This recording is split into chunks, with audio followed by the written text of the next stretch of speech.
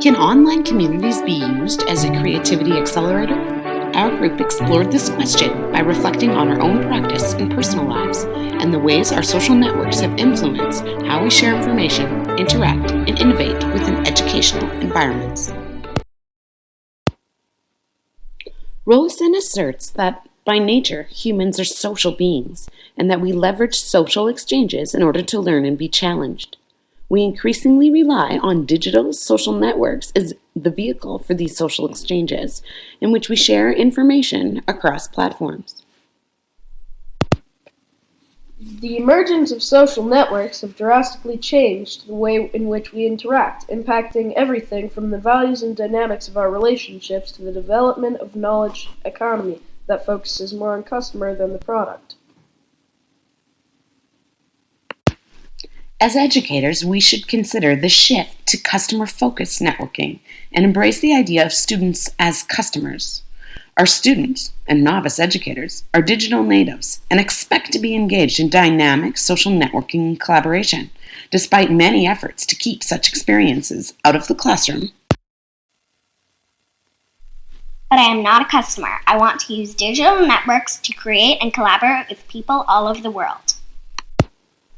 I agree, but it's not just about collaborating. Social innovation occurs when individuals use their intellectual capital to find and solve problems. Social networks open source knowledge that can be harnessed to solve complex challenges in school.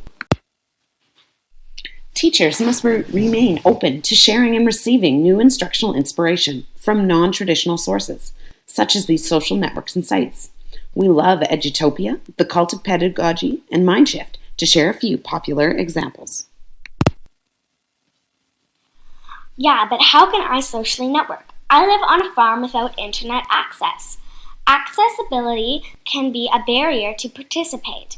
How will you make sure my voice remains part of the conversation? We had a great conversation in class today about technology and creativity. We have the tools, and on the surface, these practices seem to support the prevalence of innovation in education. However, I'm wondering if the process of teaching and learning structures remain unchanged. We have the tools, but have we begun to transform learning experiences? Agreed. We tend to limit technology to email and PowerPoints, whereas students find social capital within exclusive digital emergence. Some educators fail to embrace its power. Educational leaders reinvent learning experiences and increase relevancy for students by embracing new forms of social capital. Because of both synchronous and asynchronous ability, jurisdictions can connect people on their own time.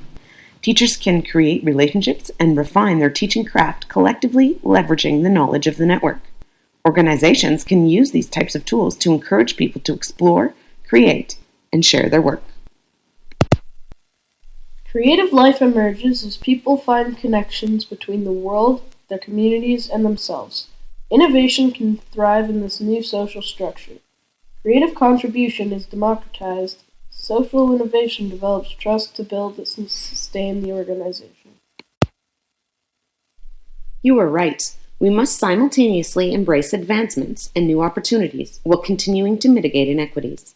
Inclusive collective social networks may just provide the tools we need to design optimal learning environments.